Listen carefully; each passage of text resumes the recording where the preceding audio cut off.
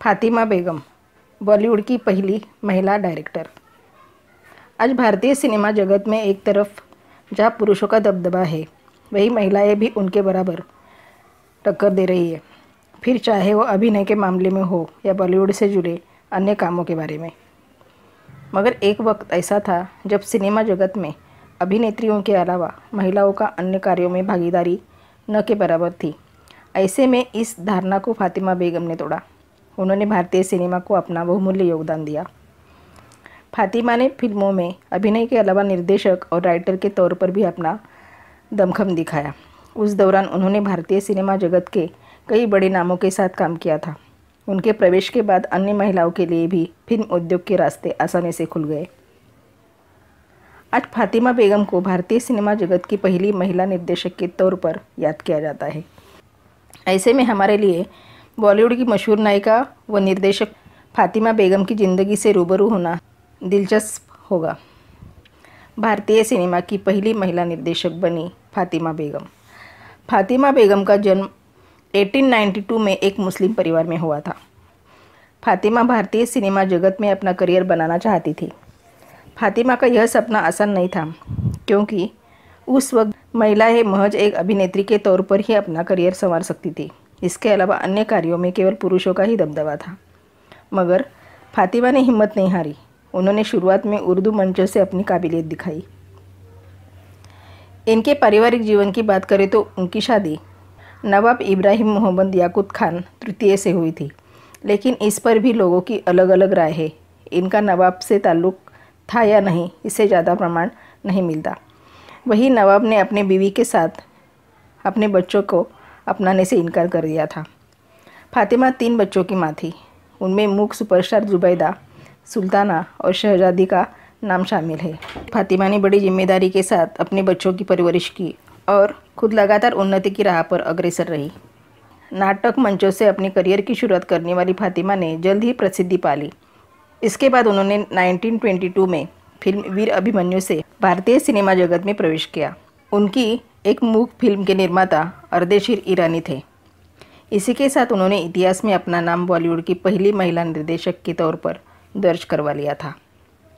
इसके बाद उन्होंने 1924 में सीता सरदावा, पृथ्वी बल्लभ, काला नाग और गुल-ए-बकवाली जैसी फिल्मों में अभिनय किया। 1925 में मुंबई की मोहिनी में अपने अदाकारी का जलवा बिखेरा। आगे उन्होंने 1926 में एक फिल्म कंपनी शुरू कर दी। इस कंपनी का नाम फातिमा फिल्म्स रखा था। 2 साल बाद 1928 में फातिमा ने इस कंपनी का नाम बदलकर विक्टोरिया फातिमा फिल्म्स कर दिया था। कंपनी बनाने के बाद उन्होंने 3 साल के अंतराल में 7 फिल्मों का निर्देशन किया। उस फिल्म में बुलबुल-ए-परिस्ताए, देवी ऑफ लव, हीर रांझा, चंद्रावली फिल्मों का निर्देशन उन्होंने किया। वहीं 1929 में शकुंतला, मिलाम, कनकटारा, भाग्य की देवी जैसी फिल्मों में उन्होंने काम किया। बुलबुल-ए-परिस्तान उनके द्वारा निर्देशित सबसे प्रसिद्ध फिल्म साबित हुई। यहीं से उनके करियर को एक उड़ान मिली। इसके बाद उन्होंने भारतीय सिनेमा जगत में अपनी एक अलग पहचान बनाई। फातिमा बेगम ने अपने आप को सिर्फ निर्देशन तक सीमित नहीं रखा था, बल्कि उन्होंने कई फिल्मों की स्क्रिप्ट भी लिखी थी। यही नहीं, उन्होंने अभिनय में भी ऊंचा मुकाम हासिल किया था। कहते हैं कि फातिमा का रंग गोरा था। वो दिखने में बेहद खूबसूरत थी। इसी के साथ ही जब फातिमा अपने चेहरे को गाढ़ा मेकअप करती तो उनकी सुंदरता में 4 चांद लग जाते थे। उन्होंने विक्टोरिया फातिमा फिल्म बैनर के अलावा कोहिनूर और इंपीरियल स्टूडियो के बैनर तले भी कुछ फिल्मों का निर्देशन किया था। उनकी निर्देशित फिल्म भारतीय सिनेमा जगत में काफ़ी सफल रही और दर्शकों के बीच काफ़ी पसंद भी की गई थी। फातिमा बेगम ने अपनी आखिरी फिल्म दुनिया क्या कहेगी में काम किया था। इसके बाद उन्होंने अपनी मर्जी से भारतीय सिनेमा जगत को अलविदा कह दिया। अपने 16 साल के फिल्मी करियर में उन्होंने अर्देशीर ईरानी और नानूभाई जैसे मशहूर निर्माताओं के साथ काम किया था। बॉलीवुड से अलविदा कहने के बाद फातिमा की विरासत उनकी बेटियों ने संभाली। उन्होंने भारतीय सिनेमा जगत में अपनी माँ की तरह अपनी एक अलग पहचान बनाने में सफल हुई।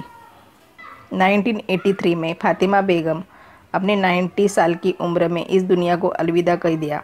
इस तरह भारत की एक शक्तिशाली कुशल महिला का अंत हो गया। मगर आज भी फातिमा बेगम के द्वारा भारतीय सिनेमा जगत में दिए गए बहुमूल्य योगदान की वजह से इनको याद किया जाता है। तो ये थी भारतीय सिनेमा जगत की पहली निर्देशक फातिमा बेगम से जुड़ी कुछ दिलचस्प बातें, जिन्होंने अपने कठिन परिश्रम से अपने जीवन काल में एक ऊंचा मुकाम हासिल किया था। आज भले ही फातिमा बेगम हमारे बीच में मौजूद न हो, मगर उनके जज्बे और हौसले के बाद ही भारतीय सिनेमा जगत में महिलाओं के लिए एक अन्य रास्ता मिला। वो सभी भारतीय महिलाओं के लिए एक प्रेरणा स्रोत है।